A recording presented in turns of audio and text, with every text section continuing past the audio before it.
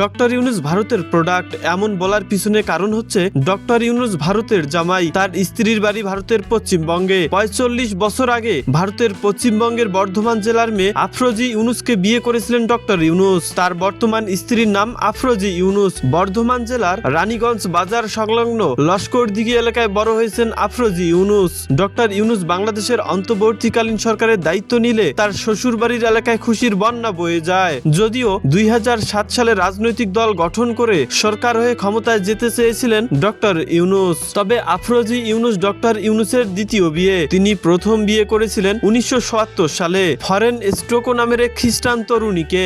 বিয়ের ৯ বছর পর ১৯৭৯ সালে তাদের বিবাহ বিচ্ছেদ হয়। এই দম্পতির একটি কন্যা সন্তান রয়েছে, তার নাম মনিকা ইউনূস। মনিকা ইউনূস বিখ্যাত সঙ্গীত শিল্পী, সেই সাথে বাংলাদেশি সামাজিক উদ্যোক্তা, ব্যাংকার, নোবেল বিজয়ী অর্থনীতিবিদ। ঘটনাচক্রে প্রধান উপদেষ্টা মোহাম্মদ ইউনূস